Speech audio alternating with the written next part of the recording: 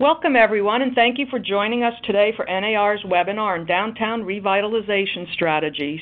I am Holly Moskerins, the Community Programs Outreach Manager for the National Association of Realtors, and I manage NAR's placemaking program and our new Rural Outreach Initiative, which provides resources and assistance to our small realtor associations and to associations serving rural communities. Today's webinar will focus on 3 strategies that can help revitalize a downtown or a main street in both rural and urban communities. For many, their main street is the heart of a thriving, vibrant community. But for others, their main street represents a community fallen on hard times with vacant buildings, closed businesses, and few or no reasons to visit. So which of these descriptions most reflect your downtown's main street? If the latter, you may want to become engaged in a community revitalization effort to enhance your main street. And to help out, NAR's Smart Growth, Housing Opportunity, and Placemaking grants are available to state and local realtor associations. The 3 strategies that we will be discussing today are ones in which other realtor associations have used to help revitalize their downtowns and which were funded in part with our grants. So let's get started. We have 3 speakers today who will describe their strategy and will also give us an example or 2 of how rural communities use their strategy to turn things around. After we hear from everyone, we will have a Q&A session. If you have a question, please type it into the box on the bottom right hand of your screen, and we will try to get to it as time permits. Starting things off will be Tariq Abdelazim. Tariq has been serving as the Associate Director of National Technical Assistance for Community Progress since 2014. In this role with Community Progress, Tariq has helped communities and land banks across the country design and pilot innovative and equitable approaches to vacancy and abandonment, and has led trainings and educational events that have reached thousands of practitioners, policymakers, and residents. Prior to joining Community Progress, Tariq served as the Deputy Mayor for Binghamton, New York, which included directing the city's award-winning blight prevention initiatives. He also served 4 years as Binghamton's Director of Planning, Housing, and Community Development, where he spearheaded a variety of cross-sector collaborations around a set of livability and sustainability goals, and played a lead role in building support for the creation of the Broome County Land Bank. Up next is Teresa Lynch, a commercial revitalization specialist who for more than 30 years has utilized the comprehensive Main Street 4-point approach as a primary tool for guiding communities in their efforts to restore economic and social vitality to their downtown business districts. Teresa has served as a statewide coordinator of the Main Street Arkansas program and the coordinator of the statewide Virginia Main Street program, the executive director of a rural Main Street program in Orange, Virginia, and a senior program officer with the National Main Street Center, where she provided downtown revitalization, technical assistance, and training to communities in more than 20 states across the country. And up last is Andrew Howard, who is the co-founder and director of Team Better Block. Alongside his neighbors, he built the first 2 Better Blocks in Dallas, Texas, and pioneered the idea of using pop-up demonstrations as an urban planning method. Over the past 8 years, he and his team have refined how Better Block fits into community outreach, revitalization, complete streets, and public space planning and design projects. Now having been used in over 150 communities, from Sydney, Australia to Bethel, Vermont, Better Block is seen as an alternative to the typical design and urban planning methods of the past. So we'll open things up with Tariq, and Tariq, you could start, and I'm going to start getting things ready for you, and I'm changing everything over to you. All right. Thank you so much. That was a wonderful introduction, Holly. It's great to be here with you all now. I just saw we have a lot of content to cover between the 3 of us, and we still want to allow for Q&A, so I am going to jump right into our presentation. Can folks, just Holly, if you can confirm that we've seen the first slide, tackling vacant, abandoned, and deteriorated properties?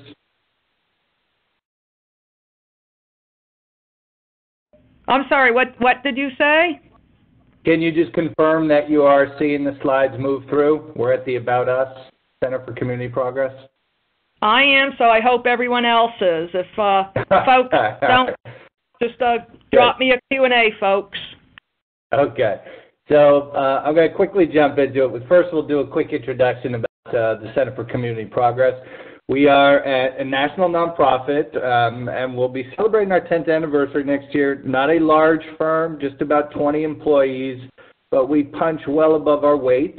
We really are the nation's leading resource on helping communities identify the systemic causes of and designing solutions to vacant, abandoned, and deteriorated properties.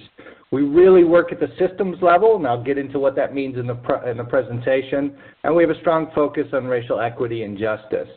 Now, we deliver the support to local communities and county governments and some community stakeholders, primarily through technical assistance, fee-for-service, but also scholarship opportunities, education and training, policy and research. And so just to give you a snapshot, in 2017, we fielded over a couple hundred technical assistance inquiries. We had about 30 engagements. Many of them actually led to new policy or even legislation at the local or state level in support of local efforts to tackle abandonment more effectively, efficiently, and equitably.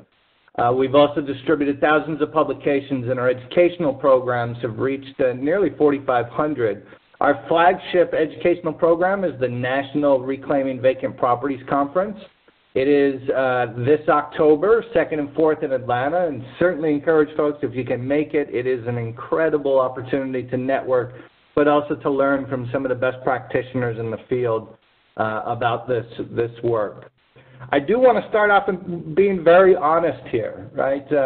Our work has predominantly led us to urban communities, right? Not surprisingly, a lot of the Rust Belt legacy cities, but more and more engagements have occurred with rural and suburban communities over the last couple years, and we're certainly fielding many more inquiries. So we're intentionally reaching out to national rural partners, and so this is just with the National Association of Realtors, just another one of those examples where we both want to learn from rural communities, but also provide our insights that are certainly transferable from urban centers to rural communities. Now, with that being said, many of the tools in the field to tackle systemic vacancy and abandonment are urban-centric, but because they are based on legal systems that are generally applied widely and consistently across the state, there are many, many lessons to learn.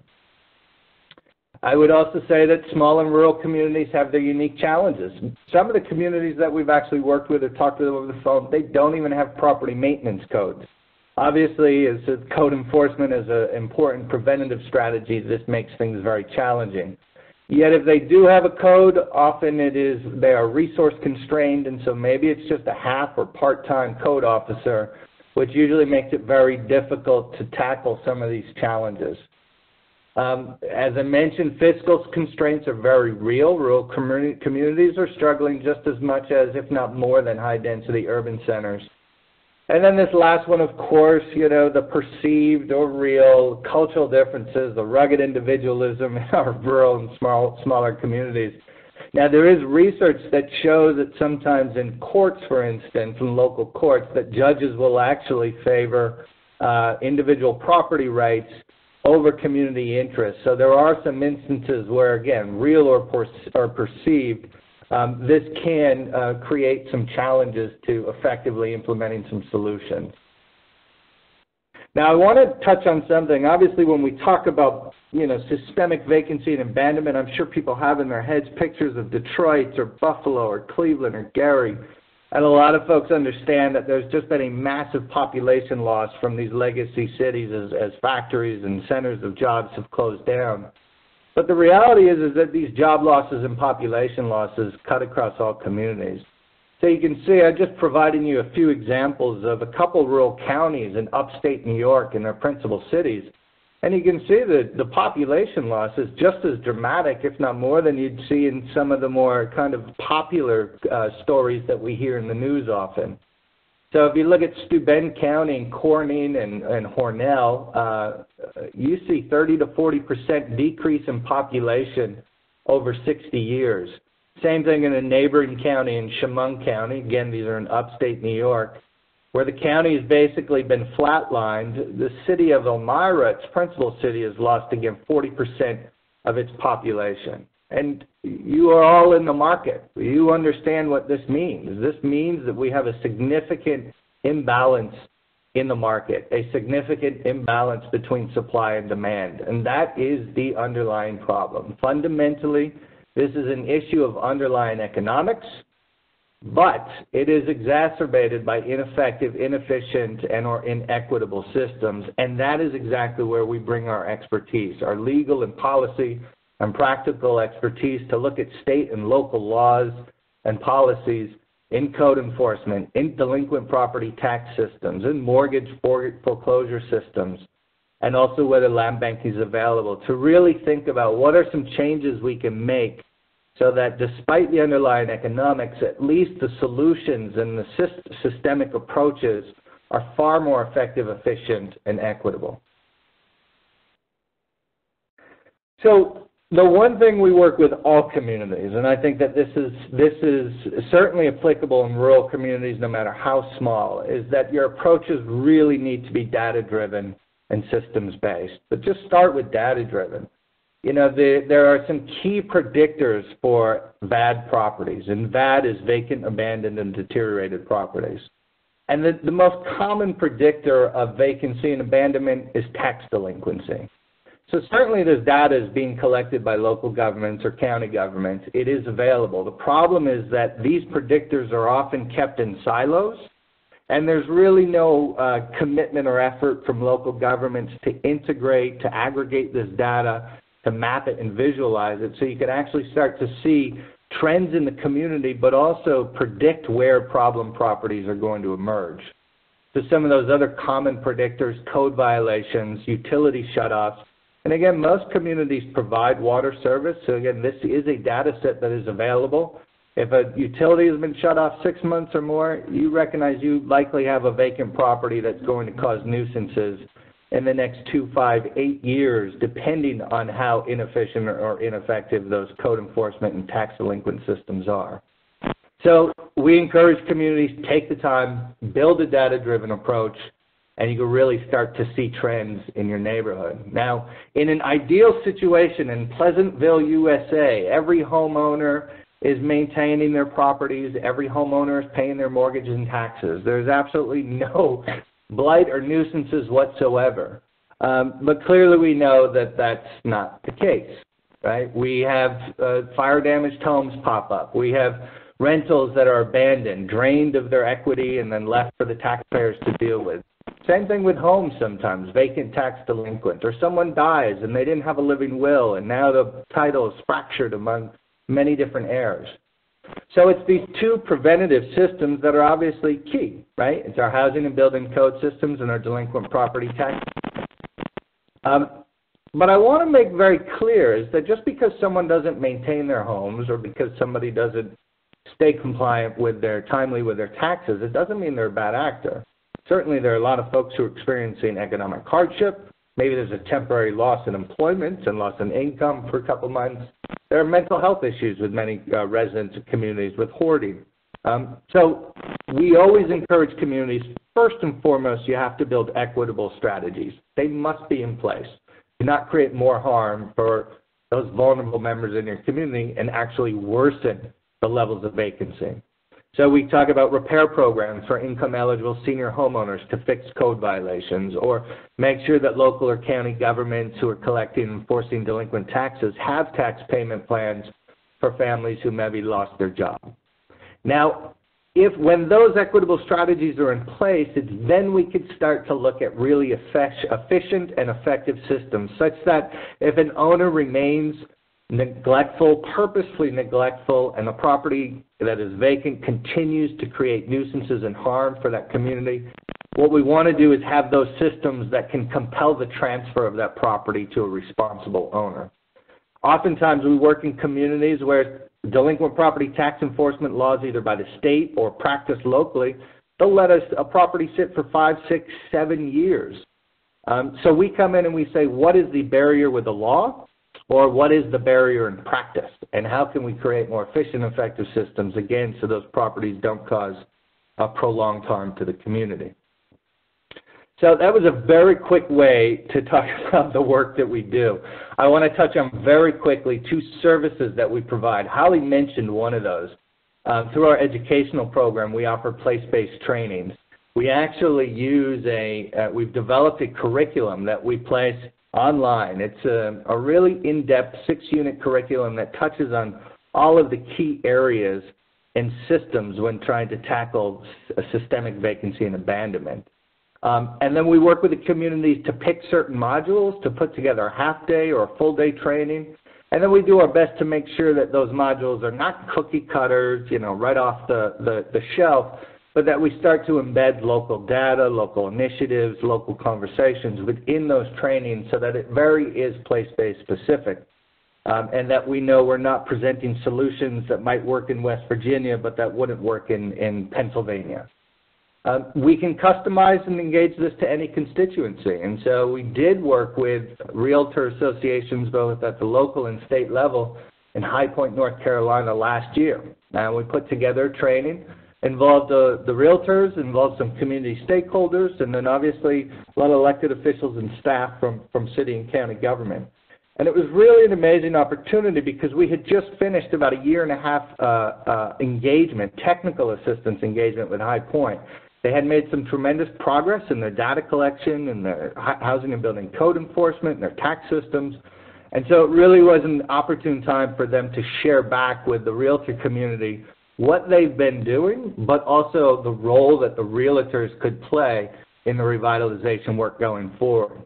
And you can see some of the testimonials provided by the realtors there, very positive. It was, this is really about creating a baseline of knowledge and understanding of both the systems and tools.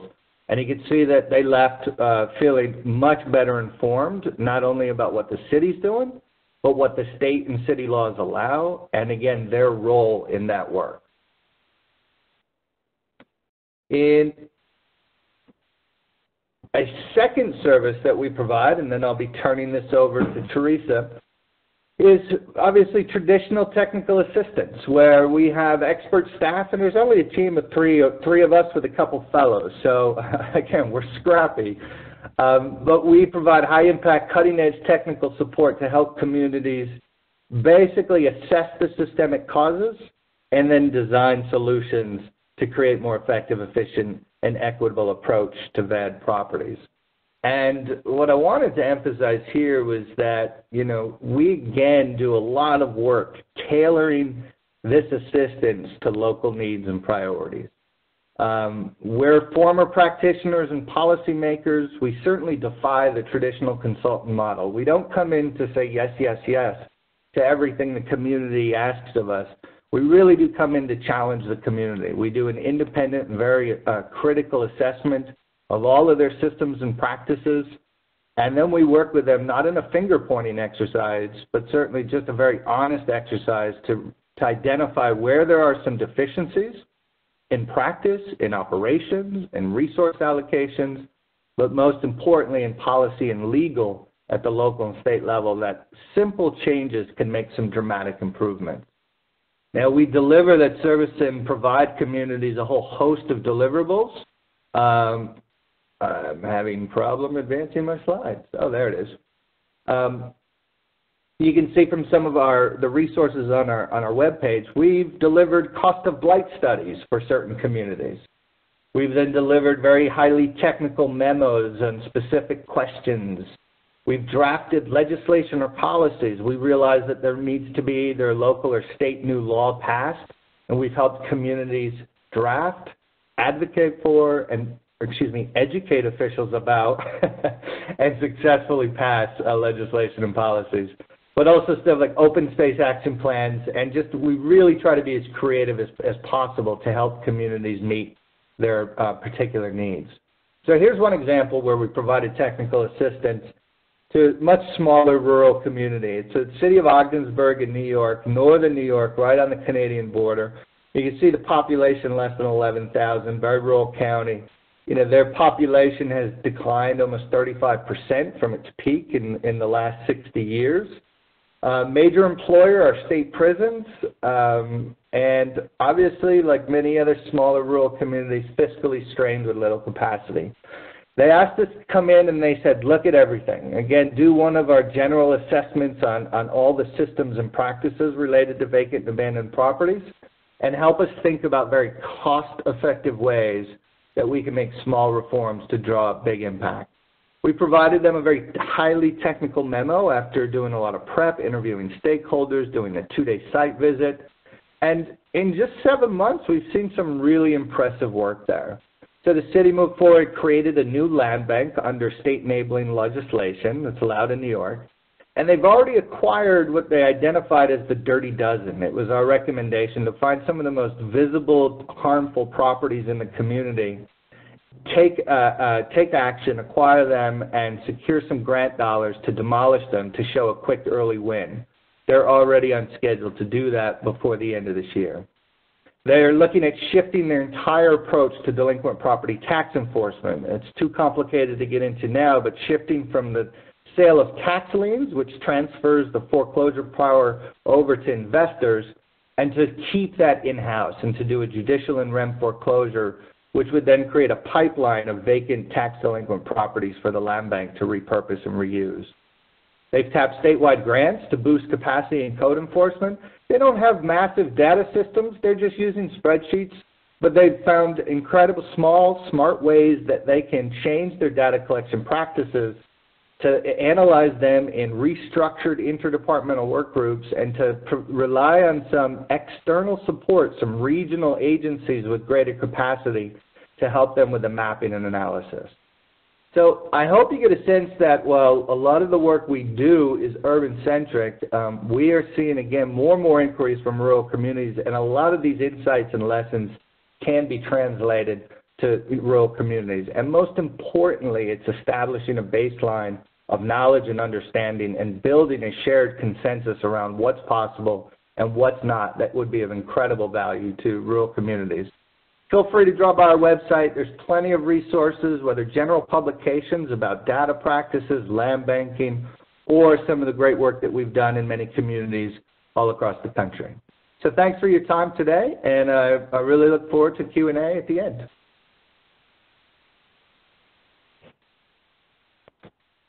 Hello, everyone.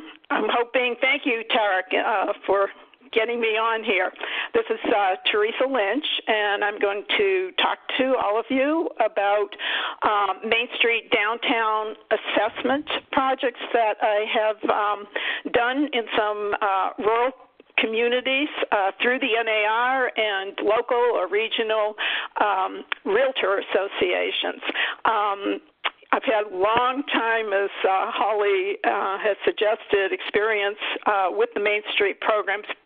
So I think it might be good before I actually get into the workings of the downtown assessment process, if I gave you just a very short primer, hopefully, because we don't have much time here, on the National Main Street program. So we'll go through. There was no national program back in, I think it was 1977, when the National Trust for Historic Preservation went into, in a pilot project, 3 rural communities in the Midwest who were asking for help from the National Trust because their downtowns were literally falling down. And so they got some funding to do a 3-year pilot project in these 3 communities, Galesburg, Illinois, Madison, Indiana, and Hot Springs, South Dakota. And during that 3-year period, they brought to those communities every conceivable specialist assistance, technical assistance, training, whatever they could do to help them work through all of the issues that were impeding the vitality of their downtown districts. When they finished that 3-year project, they were getting calls from communities across the nation saying, you helped us, now you need to help help others. And so that is when the National Main Street Center was developed by the National Trust. And it very quickly became apparent that the services to local communities couldn't be delivered through the National Trust or the National Main Street Center, and so there was the development of state coordinating programs that delivered that selected communities within their state to be designated as Main Street communities, and they directly delivered technical assistance and training services and specialist services to all those communities. This map just shows the number of states that have come on with developing coordinating programs, and you'll see that you don't need to count them, but there are 46 states that developed Main Street coordinating programs. There are only 4 states that never developed statewide Main Street coordinating programs, and that is New York, North Dakota, Nevada, and Alaska. So it's spread throughout all of these states and to probably about 2,000 communities. And next slide shows you the kind of economic gains made by those communities over the past, now from 1980, you counted, actually now we're, 35, 36, 37 years further. These are the latest statistics that I've gotten. I think they're developing the ones for 2018, but you can see that it very much is an economic development program. The figures show that there's been $74 billion at the end of 2017 that has been reinvested in those communities throughout the years. Cumulative figures here. I don't need to dwell on this, but it's just amazing how this program has grown and how much it's assisted local communities. On to the next slide. The thing that I think is most significant about the national program and how it works in the communities, it's its comprehensive nature. That's one thing they learned from that pilot project many, many years ago, that it wasn't any one thing that was causing the decline in the downtown district. It was a series of a number of things, and it basically boiled down to the business, property development kinds of issues, all of the economic issues that you think of, how the downtown community was marketing itself, promoting itself, all of the various design issues, whether it's entranceways into the downtown or on the building facades, whatever it is. And most of all, that there needed to be an organization of some sort in place to help manage a very comprehensive program. So that's, I think we're about finished with. This is just a slide describing the 4 areas of Main Street that we work in: organizational issues, design issues, economic vitality, and promotion. And you don't need to know this, but this is the organizational structure that's developed in these local communities. Teresa, I hate to interrupt you, but you actually only have about 8 minutes left, so to get on with the revitalization and the services that Main Street provides. We'll do that. Okay. So we'll go beyond all this. This is a description of the downtown assessment that I've done in, I think we have some 3 different projects that I worked in rural communities. An on-site analysis of the challenges, issues, and opportunities of a community pursuing a comprehensive plan for downtown revitalization, of course, grounded in the Main Street approach. We're not there to develop Main Street programs. I want to make that very clear. We're just there to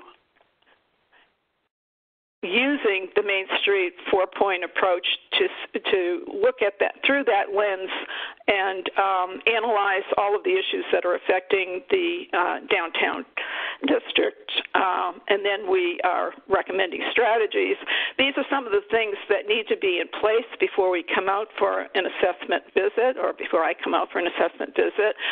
A lot of electronic phone communications. Of course, the Realtor Association is deeply involved with this. Local government leaders, community volunteers. There's a lot of research, data gathering that's done on my part in order to understand what the situation is in the downtown district. And, of course, we're all developing the agenda and the schedule for the visit. There's generally a two-day on-site visit to the community, which incorporates everything from tours of the downtown district, interviews with key stakeholders from public and private sectors, and, of course, meetings with a broad range of all of the community constituents, organizational representatives, and everything. We want to get a very clear picture of what is going on in the community. There is a follow-up assessment visit report, again, in our usual manner, extremely comprehensive report, step-by-step action plan that, provides recommendations, strategies for the group that has assembled there to move forward on different projects. Can go through this. The community needs to prepare, of course, for the assessment and particularly for the visit. So a project coordinator needs to be identified. Downtown stakeholders form a stakeholder core group that will help in everything that goes on the ground during the time of the visit. We do a lot of gathering of information prior to the visit, all of these different things, design studies, planning documents, all sorts of things to better understand what exists in the community. Again, we've kind of gone through this, and a PDF of this presentation, by the way, I'm offering to any of you so that you can read all this material. These are four of the realtor associations, either local or regional realtor associations that I've worked with in facilitating downtown assessments. Just go quickly through one of the ones that we did was in Seville, Ohio, and there are issues there: reduction of vacancies, reuse of the school building. They had brownfield conditions because of vacant gas stations, and they wanted an organizational blueprint in order to take on the needed projects. So our report back to them gave them as much information and direction on how to handle brownfields remediation for these two vacant gas stations they had on their entranceways. We gave them recommendations on their vacant school building and developing it for reuse. And again, all of this information will be available to you if you want a PDF of this presentation. We gave recommendations in business and property development. Also marketing the downtown district. And, of course, organizational development. How could this kind of nascent, the small group that they had assembled grow larger and maybe become some sort of a steering committee that would move forward to develop an organization? This was another one, another downtown assessment that I did in East Stroudsburg, Pennsylvania. In this case, this happened to be a Main Street community. The one previous to this, Seville, did not have any kind of a Main Street organization. This one did. Their main interest was in trying to partner and collaborate and get the market from East Stroudsburg University was right there on the doorstep of their downtown. So we did a lot of, made a lot of recommendations in the report relative to that, plus handling all of the other issues. This is one that I want to focus on a little bit more. Lehighton, Pennsylvania, initially went in with Carbon County Board of Realtors for that. They had all sorts of issues, and Holly very much knows what the issues are there because she has a home in Jim Thorpe, which is a very successful community just up the road a piece, and she knows a lot about Lehighton. But everything from the negative image that the downtown community had, lack of retail, all of those things that you read up there. But the worst of all, the bypass and the one-way Main Street was significantly an issue. This is a little story of their decline in the 1980s. A one-way bypass roadway was constructed starting at the intersection of South 1st Street, which is their main street. And the purpose was to bypass Lehighton's main street to move traffic in a northerly direction quickly to Jim Thorpe, the next community. At the same time that the bypass was constructed, 1st Street, their main street, was converted into a one-way street. Two absolute killers for any downtown district as far as economic vitality. At the same time, during those early 1980s, their major department store departed their main street, 1st Street. Coinciding with those negative occurrences, strip development began. A lot of you out there can understand these kinds of issues because this is pretty common to particularly in rural communities. So all of those things caused the decline.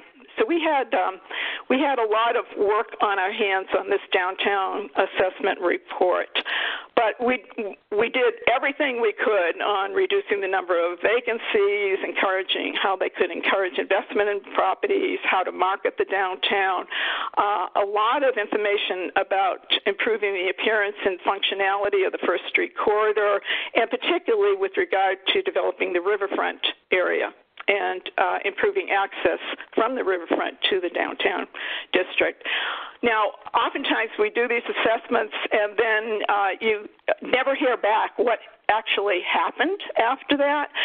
So almost 5 years to the date that we first went into Lehighton, I got this email message from the borough manager.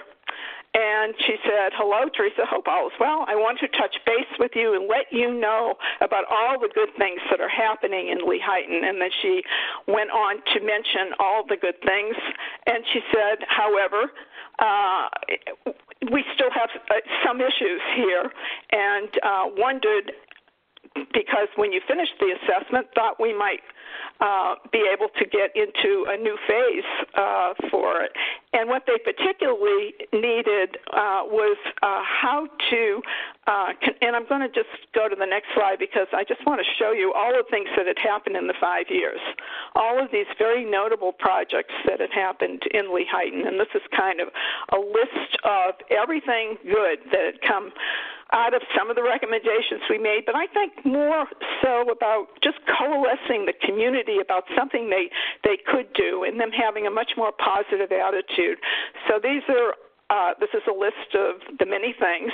And then what we agreed to do was to come into Lehighton, and that's what I'm in the process of doing now, to provide to them some Main Street organizational development services. And Teresa, this is Holly again. We have about less than a minute or so. Yeah, this is it then. These are the last couple of slides, so I think we're right on time here, Holly. So the organizational development work, I'm doing that in 2 phases, the purpose of which is to move the downtown revitalization efforts, all those good things that have been happening, to a much higher level of effectiveness by beginning the process for developing a community-based, comprehensive, volunteer-driven organization that's based on the Main Street approach, not to create a Main Street program. That's up to the coordinating programs to decide who they designate as a Main Street community, but to give them the tools to understand how to move through this process of creating the organization. And these are just the steps that came out of phase 1 for moving them forward, and now I'm engaged in going back there, in fact, in another couple of weeks to do phase 2, which will actually bring them to the point where they have formed a board, they've selected officers, they've developed their bylaws, moving them toward getting nonprofit status, creating a fundraising plan for their organization. So just, a way of saying that they did a heck of a lot on their own over those 5 years, and now this is going to move them even further along, and I think it's just a great outcome for having done that downtown assessment there. That's it, and I am going to move this along, I hope, to Team Better Block and to Andrew. Thanks, Teresa. All right. So we're Team Better Block. We work in a lot of main streets in smaller and rural communities. This is one in Akron, Ohio. We are urban planners, so we still do sketches. We work with the community to find out what's missing, what the place could be like in the future, what it maybe used to look like. And then we don't just stop at the sketch. We actually go out there and build it with the community. So what you're looking at here is a living rendering of what this place could be like in Akron, Ohio. A lot of temporary pop-up shops. We kind of airlift in some street trees for this. Really what we want to do is have the community come together and build pieces of what a place could look like. That real fancy bright bike lane you see there, that's made with finger paint. So everybody go into the Q&A session there and let me know the last time you had your fingers in some green finger paint. This is tempera. This is a biodegradable material that is really good for doing demonstrations and then getting people on board with changes to the streets. So let me know the last time you had some finger paint on you. We've been able to do these for the last 9 years, actually, all across the country. We started in Dallas, in my own neighborhood. We just wanted to make it better and worked with some neighbors there on some pop-up shops and painted our own bike lane, the first bike lane in Dallas. And lo and behold, from that project, we've now done over 150 of them. This shows about 80-something of them we've done that have been sponsored by AARP or the National Association of Realtors, more than a dozen by the realtors with them. And I want to share real quick a project we did in Bethel, Vermont a couple years ago. And this one's neat because it's a smaller city, about 2,200 people, and they've really been able to do a lot with it. Bethel's a small main street with a state highway as the main street there. Beautiful water features, but it had been damaged pretty badly by a tropical storm several years ago. And the downtown was struggling because of that. What we did is we gathered the community and asked what was missing. We walked the area with them to define what was good, what was bad, what can we do to make this place better. And we quickly drafted a concept map. But what we wanted to do was get out of that planning phase and actually start doing stuff together. So we did a series of workshops with them to build pieces of what the city could look like in the future, and that those fresh coats of paint and adding new places to gather is really crucial to it. We identified some of the things that was holding it back. The street was a little bit too much for cars. There wasn't as much. Some of the storefronts are vacant. There wasn't anybody really out on the sidewalk because there's no reason to stay there. And it lacks some greenery. So over a number of days, we made some installations to try that, what would it look like in the future. And so making it a multimodal street, putting dining on the sidewalk, having active storefronts, putting more green out. And folks got to experience this in real time, and we got to tweak it and move it around. And they really wanted to do something for all ages there. So instead of just doing a typical bike lane, through the streets and into the neighborhood, we devised a way to make a trail within the street, and we called it a blue lane. It's actually gone on to many different colors now.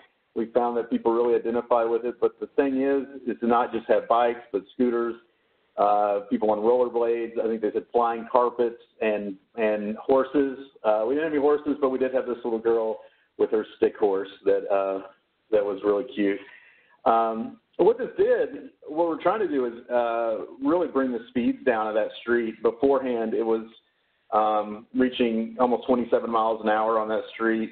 We wanted to bring it down a little bit to about 15 because we found at that speed through a small section, pretty much everything works together. And a lot of reasons why retail shops and people don't want to live on main streets is because it's loud. Before the Better Block, we saw a decibel level of around 80. That's, if you look at your chart, that's like an alarm clock going off all the time. No one wants to live around that. And so with the speed reduction and the calming we did there, it brought down to about 40, which was like a quiet library. And you know, I'm not sure anybody was reading on it. Everybody was having fun eating tacos in this parklet that we made from what used to be a parking space and turned it into a pop-up business. And the really fun thing was on the real estate side, this building had been sitting vacant for a while with closed businesses. The windows were covered. There was a lot of storage happening in these. And the community came together and said, you know, we've always wanted to try out a kids' art studio, a pop-up shop for knitting, actually, is what they were doing there. And then they had this kind of shop that had all the things that you could buy that were made in Bethel, Vermont. It was quite a success. We saw that the pop-up shops could be sustainable in even a small market there. And we started compiling the information in which how much direct income was made that weekend. It was about almost $5,000 or almost 12 pop-up shops during that. And we asked people, you know, what do you want to see more of in this? And how would you like to stay involved? And everybody wanted more business, more gathering spaces, more food. And the fun part is being able to observe and see how this place has changed now over the last couple of years. If you were to look at a tax income map there or vacancy map, you'd have all these red asterisk or red exclamation points and vacancies along their main street. And now you see this positive tax income coming from buildings being revitalized, new murals going in, and systematically they've been going down the street, changing these buildings. The ones that the pop-up shops were in is now fully operational. Some neighbors actually bought a building next door to that one that we couldn't get into during the Better Block, but they've now made that into, oh, and just look at Bethel. Isn't it beautiful in the winter? They made it into a place where they're hosting a series of classes and co-working spaces, co-working in a town of 2,000 people. They're fully booked up there, co-working success in this once vacant building. They had a place that was kind of a derelict bar, and now it's been bought by some outsiders. They actually used this data from the Better Block project as part of their business plan to get a loan for it. And I think the hottest news in Bethel was that they're now a set of cross-dressers that come to this place, and that's just the coolest thing for this little town in Bethel. And they continue to make art improvements in the area. And now we've gone back. We even went back recently and made some permanent street changes with these rubber Legos that we call them on the street to help calm the traffic.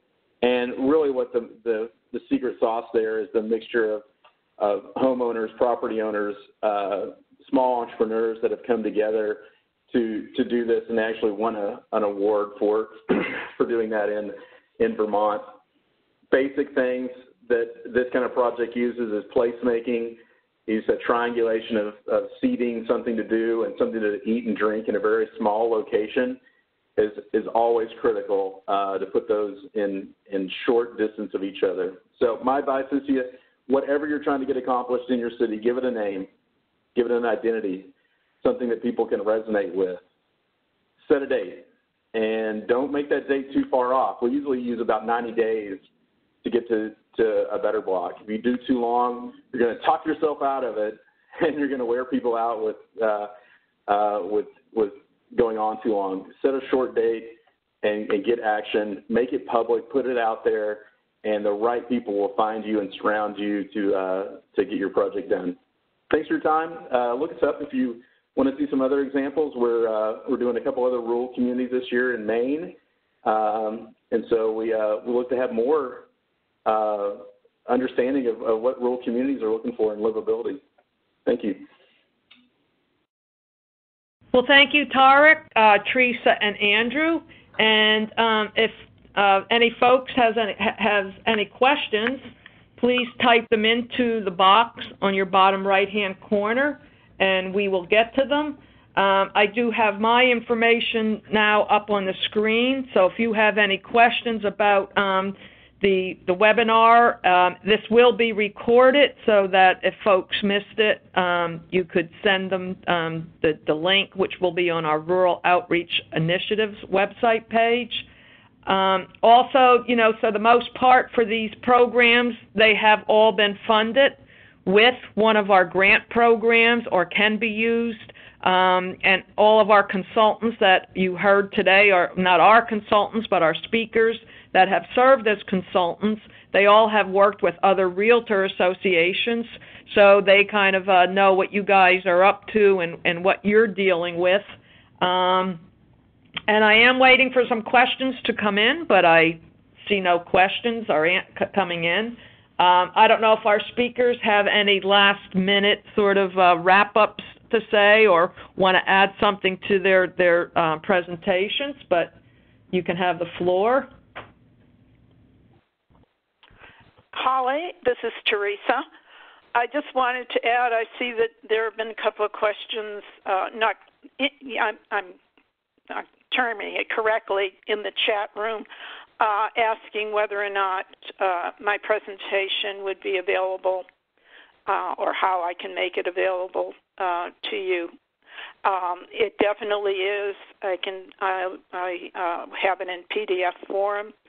If you just email me, and you can get all that information from Holly, I will gladly send it out to you, and of course, or call me if you have any questions at all. Be happy to help you. Thank you. Thanks, Teresa. So we got a question asking about were there any small-town politics at work here, or were the Old Boys Network pushed back on ideas? I know I was with Teresa in Lehighton when she was first doing the downtown assessment, and I guess I don't know if it's the Old Boys Network, but certainly somehow some folks in small towns, the thinking is we were in this borough building, and across the street was this beautiful park, and all around the park there was parking spaces, and all the parking spaces were empty. But the one gentleman suggested basically bulldozing over the park to add more parking spaces. And I know parking is just, it always comes up in any type of revitalization project. People always say they want more parking, they need more parking, but I really question that. And I don't know if any of you have anything to say about that. And also, Andrew, I remember one PowerPoint slide you had on a previous presentation where you had some guy with a megaphone, and it's basically when you have your sort of sessions, and I'm sure this is the case for other folks, it seems the people who always complain are always the loudest at these events, and a lot of times it's finding the other people, the people you don't hear about that you want to get their input. So if anybody has any comments on that, feel free to chime in. Yeah, it's Andrew. I'd say about the parking, I mean, I think everybody's trying to compete with suburbia on that. We want to compete with the mall. But, try and find one place, I would say in the world, that you really love, that is a great place, that's easy to park at. It seems like they don't go hand in hand. If you go to a great city in Europe, it's very difficult to park, and so I think choosing people over cars usually wins, and the cars always they fit in. They're not front and center. They don't have the front door parking. So I think a lot of what we're working with in rural communities too now, is identification of where the parking is. Everybody wants to park, right in front of the door.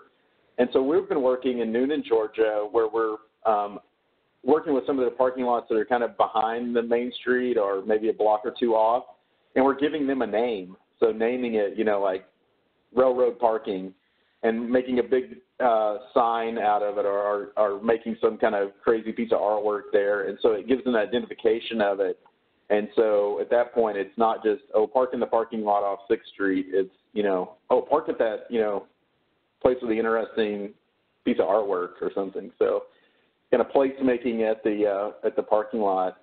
And then, I think what happens in planning process is a lot of times at the library or at City Hall, all it takes is one person to be a naysayer, and kind of everybody follows suit. And it's usually not that they're wrong, they're usually bringing up a good point, like it's too hot to bike or walk, or,